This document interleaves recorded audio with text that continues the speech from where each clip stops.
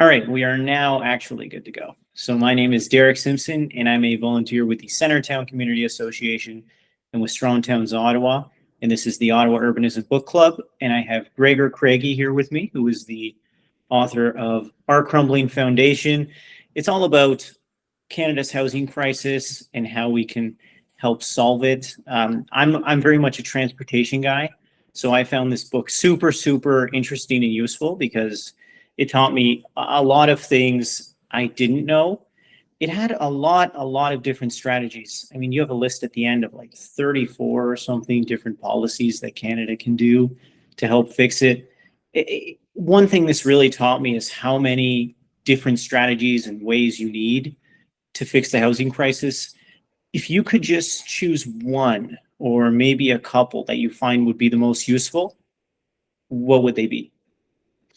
That's a difficult question, and I'll answer it. But I have given the caveat throughout the book, Derek, and every time I've given a talk on this, that there is no single solution. There's no silver bullet for this, and I actually think dozens, as you referenced, there's more than 30 suggestions in the list of repairs at the end in terms of policy changes. So it's really difficult to suggest one. However, I will suggest, if I could absolutely just pick one, with the big proviso that that won't address everything on its own, I would say that Canada needs to reinvest in a major way, again, in public housing or social housing, a bit like what we did after the Second World War for 4 or even 5 decades. The major effort that went on until about 1994, when federal budget cutting efforts ended up in a major reduction in public housing construction, and that saw housing construction peak in Canada in the mid 1970s, to such an extent that we were building about the same amount of houses back then as we are now. In fact, we haven't even quite got up to that level in the last few years, depending on whether you measure housing starts and housing completions. But to the extent that when we had 23 million, we were building about as many new houses as we have been recently at 41 million. So, and the construction of public housing, affordable housing, truly affordable housing, was a big part of that. So I don't think it's the only solution, and we need new housing at every level of the income spectrum. But if I had to choose one, I would put that one probably at the top of the list. Yeah, I completely agree with you that there's so many more needed than just one. So it is hard to boil it down, but I'm glad to hear you mention public housing. And I know Ottawa, I think it was doubled their public housing budget this year. The city of Ottawa themselves, but part of the issue is, you need that provincial money, you need that federal money because municipalities, they really don't have a lot of extra cash right now.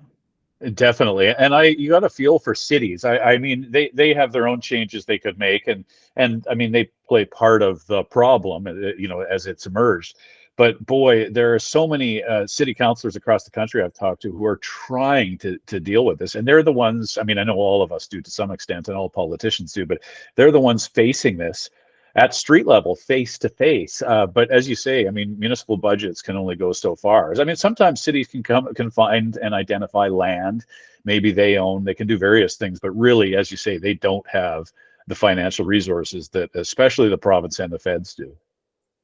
Yeah, so you talk a lot about land. I'm going to transition a bit to Japan and transportation, which I found super interesting, of how they opened up land with their high-speed rail and with different subway systems and such. So what are your thoughts on the push for transit-oriented communities in Canada?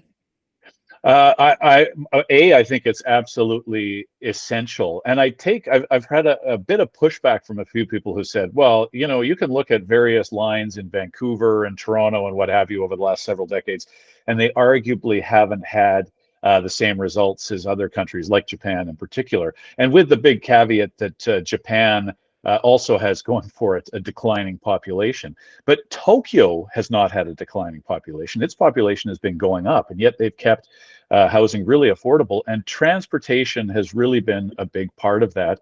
And so much so that other countries that have struggled with this are following that model in large part, including metropolitan Paris, Ile-de-France, the greater Paris region, where the national and regional governments have set housing quotas for all the municipalities in greater Paris, including the very wealthy exclusive ones, where they had to start with, I think, the first goal over the first decade or two, 25% affordable housing.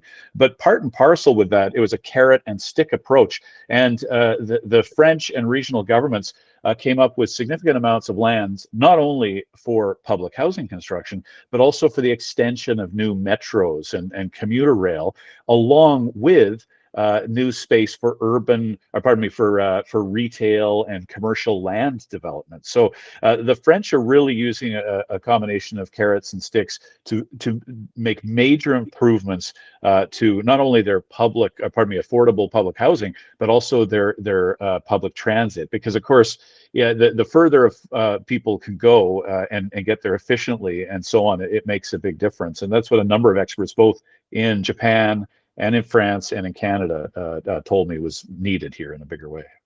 That's very interesting to hear. I've got one more somewhat transportation related question. I don't think there was any mention of them in the book, but Ottawa has a lot of these. So I have to ask this question. What are your thoughts on park and rides?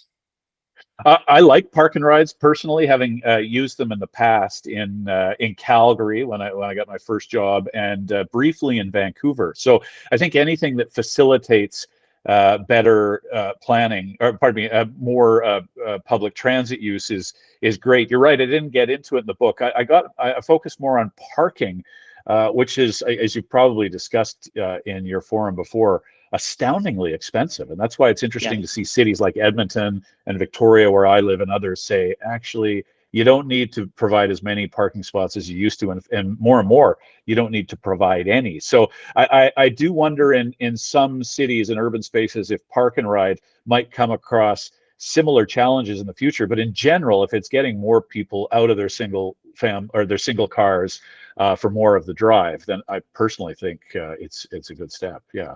Yeah, I only ask because Ottawa's had a big push from certain people, councillors included, to reduce the number of park and ride spaces and build towers there. So interesting. And I'm not going to come up with an easy answer for you. I mean, that to me sounds like getting down into the details. And even then, I mean, I guess it's a difficult one, isn't it?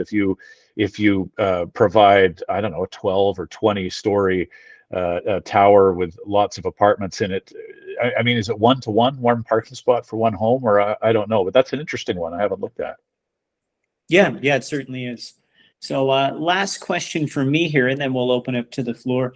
I really liked your example of Victoria and how, let me pull up the quote here. It's on page 163. The quote is, "You would be amazed at how many things go to city halls, multi-million-dollar decisions, hundreds of people potentially being housed, and you get someone who says, 'Nah, I just don't like it.' And you ask, 'How can you describe to me why you don't like it?' You get a shrug and a, 'Nah, I just don't like it.' And you think, 'Okay, we'll throw $500,000 of drawings in the garbage.'" So that's something we see. I mean, you mentioned Victoria, but we see it in Ottawa all the time as well. How can the consultation process for housing be improved? I think one of the things that could be done, and I have friends who work in planning in a lot of these city halls. So I mean, personally, I mean, I'm not looking. There's no axe I have to grind to say things like that. And in that case, I'm quoting Luke Murray here in Victoria, who works for a private company, Arise Development, that's built all manner of housing. And they are putting their money where their mouth is. They are building market rate, and a lot of those market rate 6-story apartment buildings have a number of affordable units. I mean, they're not just building big fancy homes. In fact, primarily they're building attainable rentals. But he has spent years in the various municipalities around Greater Victoria here, just being told to wait and wait and wait some more. I mean, Victoria, the city of Victoria, where he's had a few complaints, is nothing compared to our biggest municipality, the district of Saanich, where up until recently, it was taking 5 years on average. Or the leafy enclave, where I'm lucky enough to live, Oak Bay. I mean, it's a population 20,000. I mean, by Ottawa standards, you would laugh at how small these municipalities are. My 15-minute bike ride to work, I start in Oak Bay, I go through part of Saanich, and then I arrive in Victoria in a 15-minute bike ride, and I'm 51 and I'm not that fast. So we're talking small communities here. But Oak Bay, as I mentioned in the book, took nine and a half years to eventually say no to the developer of a 3-floor rental apartment building on the main thoroughfare. The main, it's kind of like the main street of Oak Bay, fittingly called the Quest. I have no idea how the owners had enough patience and financial wherewithal to make it. But I'll tell you what happened is that the Quest, after it was officially dead, was resurrected by and this gets to the answer to your question, Derrick, I haven't forgotten it. The owners of the Quest went back to Oak Bay Municipal Hall, about a 10-minute walk from where I'm sitting here, that had rejected it after 9 years. And they didn't change the plan. They just came back because the political environment had changed. And what had changed was, and I'll get to that, and they got it approved. So 6 months after, spending nearly a decade to only have it rejected, they had it approved. And what had changed was that the provincial government, the government, the BC NDP government of Premier David Eby, had, under their new housing minister, Ravi Kahlon, had brought in quotas or mandates for municipalities, these 5-year plans. And they started out with about a half a dozen, and they're now expanding it to a few dozen municipalities. This is all in the last year. They have given quotas where they've said, here's your quota. Oak Bay, a community of about 17,000 people that actually declined in population from 2016 to 2021, which is astounding when you look at the growth in population of Greater Victoria and British Columbia in general, had managed to decline in population, was given a target. So all of a sudden, council approved the end of single-family zoning, and because they had no choice from the province, you can now have 4-plexes on any given lot. And they went ahead with a proposal that would get them some way towards their target. And so, sorry, that's a long answer, Derrick, but to say that one of the things that might change that, as we've seen in the French example, where housing construction has gone up considerably in Greater Paris, because there have been quotas, and hopefully there will be carrots along with the stick of a quota, but I suspect it's going to work. And in fact, we're already seeing it work in 2 measures here in BC. Communities like West Vancouver, incredibly wealthy West Vancouver in Metro Vancouver, has just changed its zoning to get rid of single-family zoning, and they've accepted very grudgingly that they'll allow up to 4 units per lot. And more and more municipalities are approving housing a lot quicker as a result, because essentially higher level of government is forcing them to. So, any given council can't just say, well, the neighbors don't like it, and this is really, I have to vote against it. So they're essentially being compelled to start approving more housing in a timely manner. Yeah, and I mean, it seems to me like the Housing Accelerator Fund is a pretty big carrot. So on the federal level, it's definitely Absolutely, and I appreciate you mentioning that, because of course that in so many cases that's going to be necessary. That's going to help municipal halls hire more people. Hopefully, it's going to be an incentive to developers and on and on. And hopefully that will make conditions a lot more. It'll just make it a lot more doable to not only get things approved at municipal halls, but to actually get them financed and built as well. Yeah, and I've got one quick follow-up question here. So you mentioned Luke Mary, and he has this part in the book where he talks about how the city's rules around building heights and setbacks made it so his project didn't pencil out. I know Ottawa's draft zoning master plan has pretty strict rules, in my opinion, on building heights and on setbacks and all that. So how do we kind of look at building heights and setbacks and have appropriate rules for them while also going towards housing affordability? Well, if you ask Luke about that, what happened was that, I mean, the short answer would be they have to relax all of those, the setbacks and heights and so on. But actually, the key thing in his view is that they took too long, and land prices accelerated to the point where those 4-plexes or quadplexes, as for some reason the provincial government insists on calling them, are not financially viable anymore. And he said that from the time there was a push in Victoria City Hall in 2019, the first serious push to get this done, to about 2023 when it was finally enacted, property prices, along with the rest of Canada, went up so much so that he said they can't make it pencil out. In other words, they can't build fourplexes at a price that anyone will pay for. So as a result, what they're having to do now, they're just not going forward with any lots to do that, and they're focusing strictly on 6-story walk-ups because it's viable. And I have to say, the provincial government, which, by the way, I don't support. I'm not partisan. I don't choose any party over the other. But the BC government in the last year is making major changes, for better or worse. And one of the changes they've just implemented is a single-story egress for 6-story walk-up, which is a major change. I mean, they brought in the 6-story timber allowance over I guess about 5 or 10 years ago, and they've also just introduced in the last week, in fact, a catalog of pre-approved designs for ADUs, accessory dwelling units, duplexes, triplexes, quadplexes, and so on, that any homeowner in BC can just have for free and take to Municipal Hall, and they'll be pre-approved. And that's kind of an interesting thing for anyone interested in design to look through. And they're interchangeable and so on. So all that to say that the times are changing, but it may be, and I don't know if all cities will be like this, but it may be that just strictly economics have made things like townhouses and duplexes and so on largely irrelevant, just because of them not being affordable for anyone practically. Yeah, well said, and it's sad to see. So that's it for my questions here, and James has a hand up, so we'll go to him. Hi there. So you're speaking of the smaller municipalities in like BC. In Ottawa, we don't have that situation. We've been amalgamated into one massive, like the entire regional municipality got crammed into one giant city. So we have rural areas and suburban areas, and they kind of outnumber the city core. So the decisions that they prioritize are kind of the things that get done. And just in terms of housing, so like the downtown core development charges and taxes are kind of used just to fuel that suburban growth, and all the decisions go towards just more of that suburban growth. And really only the times that you get the density is like along busy roads and stuff like that, big tall towers, just to kind of keep that fueling the growth of suburban sprawl. And I'm just wondering, like in terms of housing, like you want to keep building the housing, but you don't want to build the wrong kind of housing that kind of consumes all the land and goes towards bankrupting the city in the long run. And I don't know what the actual question is, but we have like a zoning, they're redoing all the zoning for the next like decade or 20 years or whatever coming up that we're working on now in the city.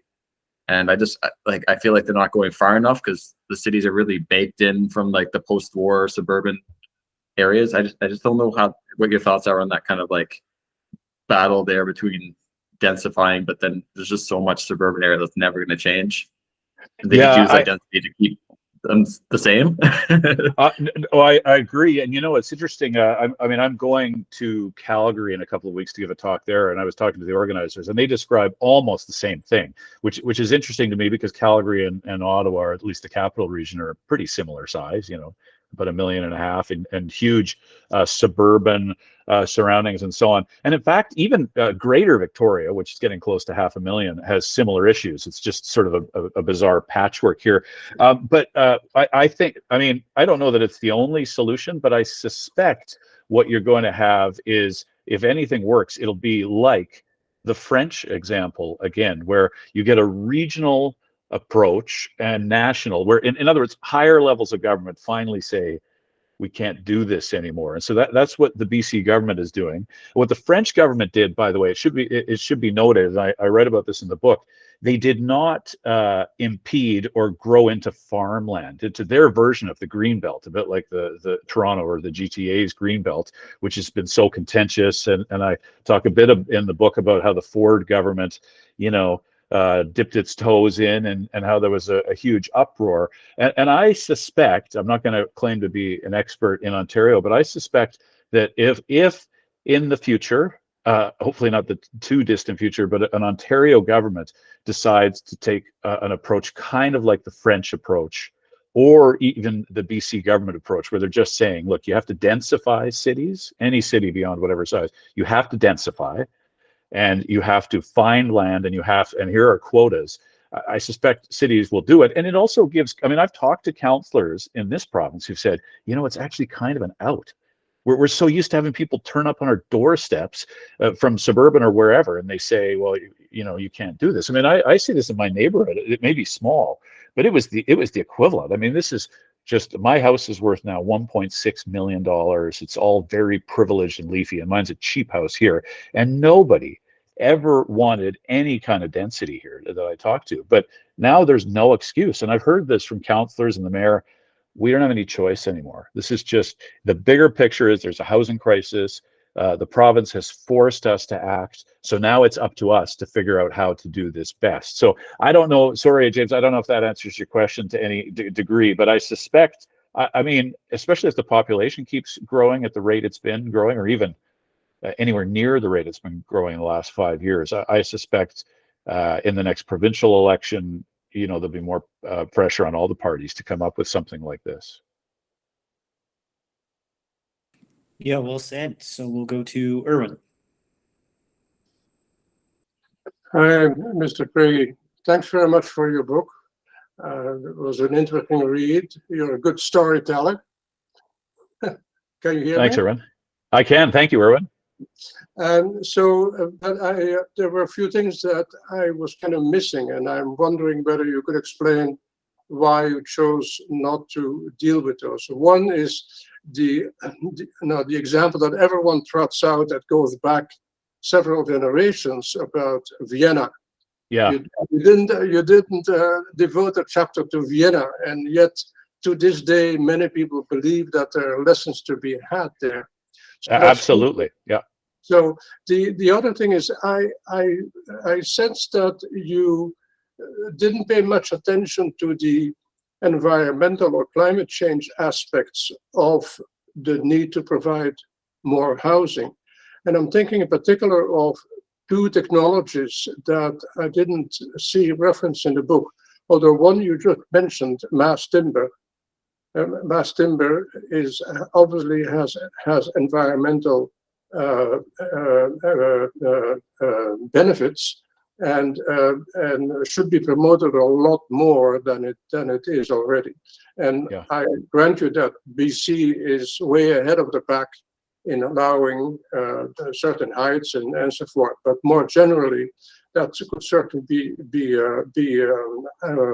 be applied much more widely. The other thing is cement. Yeah.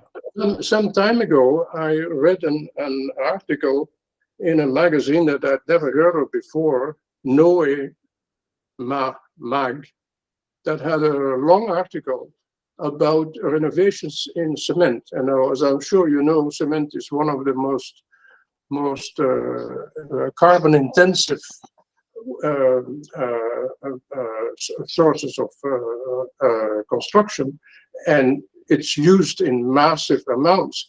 And so there are some significant developments going on to significantly reduce the amount of cement that is needed. Yeah. And so you're clearly very hot on various technology, including 3D printing of houses. Exciting. But I was wondering why you chose not to deal with issues like that.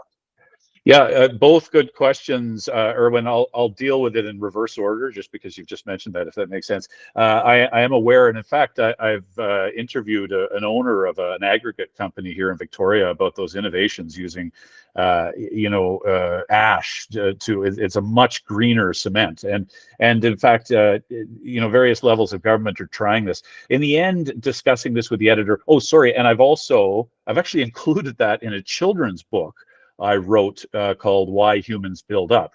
And I also included a whole chapter on mass timber. I visited the 20-story, is it 20 or 21-story mass timber residence at the University of British Columbia, UBC, and it's truly impressive. And I share I think I hear enthusiasm for both of those technologies. So I didn't mean to ignore them on purpose, but in discussing it with the editors, we thought, and by the way, I personally think climate change is the biggest crisis we face today. So you don't need to convince me of that, and there was no effort to avoid it. The criticism is well taken. In a lot of ways, I agree with you and think I should have. The decision we took, or I took with the editor, was just, we are just going to try and focus this as practically, as much specifically on housing, practically speaking, and not branch out too much into the environment, although inevitably, of course, it comes in with issues such as wanting, as I think James mentioned earlier, wanting to eliminate sprawl. And I think the French example does that. And also, in fact, going to Mexico and talking about some of the eco blocks they use, there are various other environmental benefits of that. And so the long and the short of it is that I would have liked to, but inevitably there are a lot of things that you cut out of a book, including, which goes to your first question on Vienna. In my initial book proposal and then my working plan, I had intended on having a full chapter on Vienna, where I've been on a couple of very impressed visits. And Vienna, to me, as you say, was almost the, I don't want to call it the holy grail, but it's just the example of how much stability public housing can build to a city. But an interesting thing happened. I interviewed a few academics in Austria and Germany at the start of this chapter, and they told me, and I still think this is pretty funny, Erwin, two of them in a row said, no, you don't want to write about Austria. And I said, what are you talking about? I don't want to write about Austria. Don't waste your time. Austria, you can just mention Austria or don't mention, everybody knows about Austria. And I said, well, I don't know if everybody knows about Austria, but no, everybody knows about Vienna. Everybody in the housing world knows about Vienna, but you need to focus on Paris. And but no. Here's the reason, they told me. And then I heard this again from some of the German academics. They said Paris is a city that resembles places like Toronto, Vancouver, San Francisco, Sydney. It's slowing down into dysfunction, and it doesn't have the historical advantage that Vienna has of decades of this public-owned housing. And that was their point. Don't look at Vienna. Paris is the example you want to focus on, because it has managed to get out of this inertia, and through these specific public policies, the carrots and sticks, it has managed to make itself, or it has managed to turn itself around. And that's why you want to look at Paris. So it's a bit of an excuse, but in the end, as I say, I shared your enthusiasm. I was going to write a whole chapter on Vienna, and was convinced out of it by two Austrians and two Germans. Erwin, any comments on that? No, that's fine. That's a good answer. I know there is always much more you want to include, and eventually you can. So that's the reality. But still, I was curious, and more particularly, I see all the discussion about housing. Very little of it wants to integrate that with the fight to climate change, and yet, so we share the same bias. That is the challenge of our times, and so in just about anything you can think about or you want to initiate, that should be foremost in your mind, how you deal with that. And so housing is a very important part of it, how we heat and cool our houses, how we build our houses. And so I think that deserves a whole other book. So how do you think about that? Yeah, I agree, Erwin. Yeah, thank you. So full transparency, I work in the building materials industry, and one of the best ways to reduce carbon emissions in housing in our cities is through zoning. The U of T School of Cities has a really good study where they show that, I don't remember the exact numbers, but if you do single family zoning, you need way more pipe, you need way more roads, you need more materials per unit. But if you do missing middle, like Montreal style, or if you do a Vancouver, Toronto style of even high rises, it's way, way less carbon emissions because there's less people driving, there's less pipe needed for sewage and water, and per unit, you're using way less materials. It's interesting though, just as a quick follow-up on that, I was interested by people who said to me, like, I asked, one of the things I asked, and I didn't get into this in the book, but is there an optimum height for both cost efficiency and environmental? And so I was told by a number of people, it depends on the city. In Victoria, I was told by people, given the current building restrictions and the material, i.e. timber and mass timber, 6-story is your most cost efficient. And then a few people I talked to, a few builders I talked to got into an argument about whether that was the most efficient, environmentally preferable height, the 6 stories, because 6 stories was your peak timber frame one, unless you get special permission to go higher with mass timber. But then they had an argument, which is another reason, Erwin, I may have steered clear of this, because in British Columbia, the argument about renewable material, wood in particular, being ecologically friendly and preferable is a contentious one. And in the end, I'm convinced by mass timber personally, but these two guys were not. And anyway, so they were saying, well, wood is preferable to steel and concrete, and the other builders saying, well, not if you live in an ecosystem that's been clear cut 6 ways to Sunday. So I'm just saying that seems to be more of a contentious argument in this province, and maybe Ontario too. Forgive me if I'm misrepresenting it elsewhere. From what I remember in the U of T study I read, it was mid-rise was the like a Montreal style neighborhood was the most friendly from an embodied carbon perspective. But the most important thing was to not have single family zone neighborhoods. They were so much worse than the high rises or the mid rises that it was a no brainer to just stop that first. Yep. All right. Anyone else have any questions here? I have one more if no one has any. All right. So the one I have is you talk about housing first a lot. You mentioned Helsinki. You even mentioned Medicine Hat, which is a Canadian city. Ottawa's talked about it before. I was wondering if you could elaborate a little bit more on housing first, and especially on the financial aspect of it, because that was what I found the most promising. So housing first, and forgive me for all of you who know, so I'll say it succinctly. Housing first is an approach or a philosophy to dealing with homelessness and addiction and mental health crises by saying that the first principle of treating homelessness and addiction and mental health crises is by giving a person a stable place and a secure place to call home, even if it is very institutional and not very homey. At least it's a safe place to call home, rather than saying, well, a person can have a home as soon as they get their addiction under control or their mental health crises under control, then they can have a home. Housing first, it was developed by a Canadian sociologist and then adopted in various places around the world, notably, as Derrick mentioned, Finland, where they've adopted it as a national strategy. So what they do basically is they spend a fair bit of money, I'm going to say a lot of money, to house the homeless by creating spaces for them that are safe, that have a lot of supervision, and that have, as I mentioned, a lot of supervision, and therefore are relatively expensive. So all over Helsinki, where they've had a historic homeless problem that goes back to the Second World War, with the Soviet Union displacing so many Finns at the end of the war.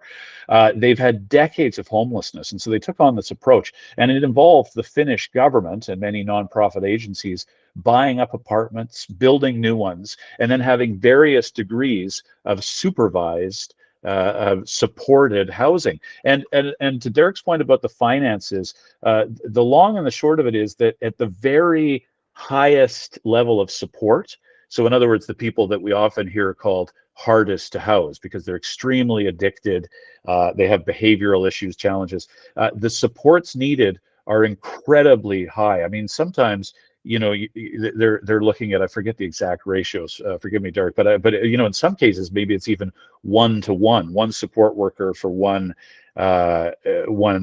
resident. And sort of course, the obvious question is, well, is that affordable? But a number of studies have been conducted around the world, and a couple of academics in Quebec did a kind of a meta-analysis where they looked at the cost of these and they compared it to comparable police court justice costs, let's call them those, as well as healthcare costs. And they found there might be some savings overall with this housing first approach, because of course you keep people out of the court system, or at least a lot of times you keep people out of the courts and out of hospital emergency settings and so on. Other studies showed it was a bit of a wash, or a bit difficult to say, but none of them found it was much more expensive. And they also posed the question, well, would we really apply that metrics to something like cancer care anyway? But the long and the short of it is that a number of jurisdictions, I had an interesting conversation at a housing conference I took part in here in Victoria 2 weeks, that was put on by the Senate of Canada and UVic. And there was a union representative who worked in a lot of the supportive housing facilities in Vancouver. And he said to me, you know, you've hit the nail on the head, or Finland has hit the nail on the head, because we have so many shelters or supportive housing units or what have you in BC. The problem is they're not adequately staffed because it's expensive. And so what you have is street disorder outside.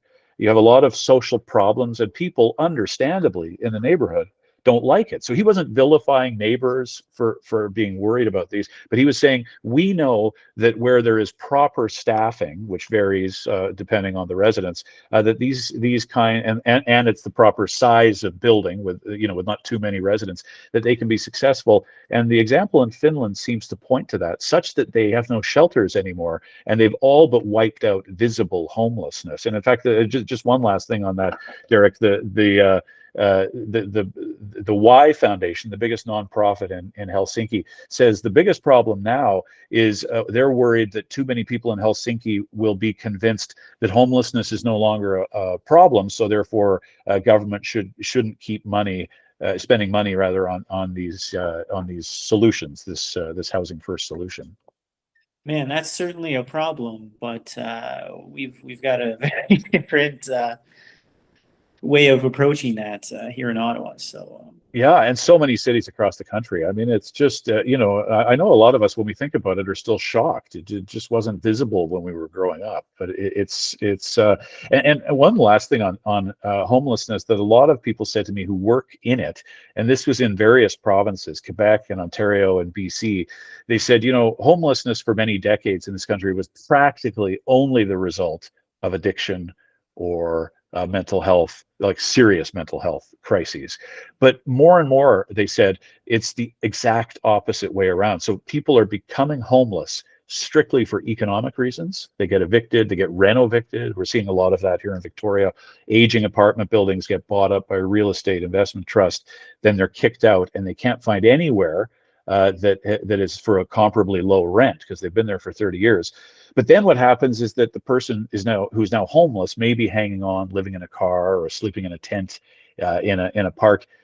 Then they fall prey to the addiction issues they might have had under control, or a mental health susceptibility they didn't even know they had. So a lot of social service and support workers I've talked to have said, this is a new crisis. We're making homelessness worse, and homelessness is also a housing problem. They say, yeah, it's addiction, it's mental health, but it's also, and becoming more so, strictly an economic housing problem as well. yeah, thanks for elaborating on that. That's something that I really, really hope Ottawa will look into more. It really seems like there's potential there. Erwin, you had a question? It's more a question to you, Derrick. Am I mistaken that the city of Ottawa has adopted officially the housing first strategy? I do not know. That would mean a lot, mind you, given our city, but I thought we had officially subscribed to that. Am I wrong on that? Maybe they have. If they have, and they say they have, it certainly doesn't seem that way out there. So no. But yeah, I'll have to look into that and follow up. There was some motion that was passed a year or two ago that said, "Oh yeah, we're all on board for housing first." Okay, interesting. I'm not totally sure, but I thought that was the case. Well, Ottawa declared it an emergency. I forget how many years ago now. I don't know what that actually entailed. So, and forgive me if I'm confusing the two, but I wonder if was it 2018, 19? Yes, you mentioned that in the book. That yeah, Catherine McKenney had declared it, and they ran for mayor and lost, and were that's right. we're not going to get into that here. Okay. That's a whole Okay. different thing. Fair enough. All right, Jonathan.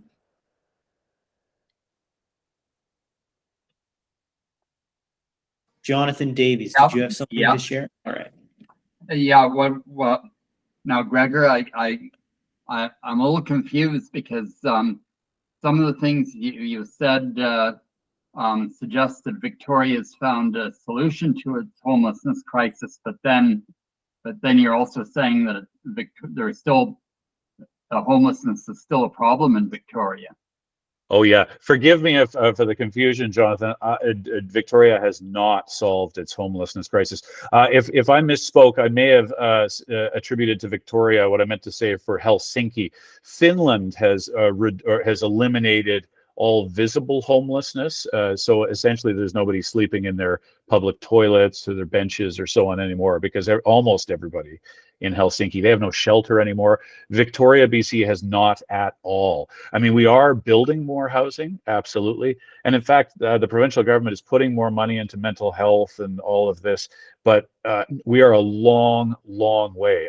I don't want to presume, but I know that many of my friends from out of town who've come for a visit, I have absolutely shocked them by taking them down one or two streets in downtown Victoria. I mean, it looks like Vancouver's downtown east side. I don't know how familiar you are with that. And I understand there's homelessness in many other cities, but honestly, it is a crisis and we're nowhere near solving it. So forgive me if I sent you mixed messages. Now, I still haven't read your book yet. I just put my myself on the request list for it in the borrow it from the Ottawa Public Library.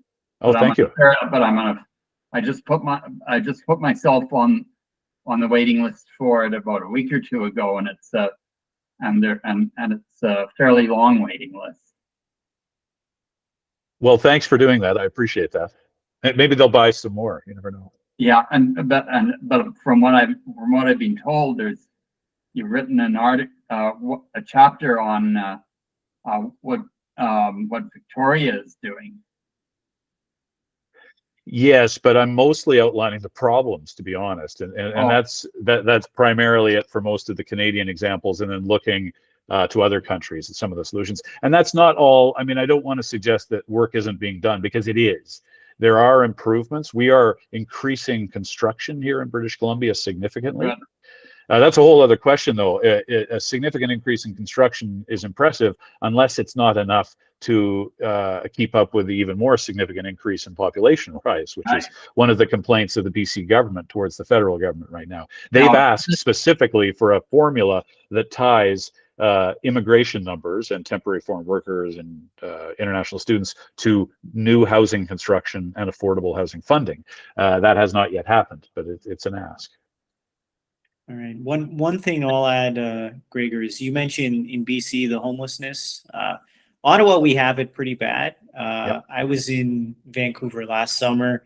East Hastings Street is unlike anything we have in Ottawa. It blew my mind. It's tragic. It really is. Yeah, tragic is absolute. There's no other word for it. It's just awful, and it could get worse. I'm not convinced it won't get worse. I do hope that the solutions the federal government and others are talking about over the course of a decade or so will start to improve things. But it's that situation you saw in East Hastings, Derrick, is replicated in smaller versions in so many BC towns. It's tragic. That's crazy. So did you have anything else you'd like to add, Gregor? Any final thoughts? No, other than thank you for having me, and thanks for the question, and best of luck with it in Ottawa. I spent 6 months there 20 years ago, and I still have friends in Ottawa, and it's just a fantastic city.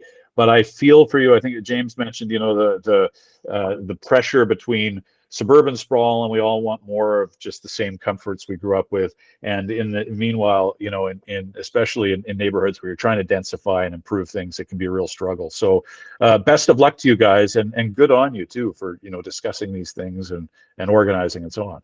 Yeah, thanks for joining us. Final thing I'll add is there's still a couple copies at Perfect Books. So if anyone hasn't read it, I'd recommend picking it up. It's very insightful. And our next in-person meeting will be October 1st. We're discussing the ethics of architecture. at Sunnyside Library. So I hope everyone can join us. Thank you again, Gregor. My pleasure, Derek. All the best, guys. All right, take care, folks. Thanks, all. Bye. Bye.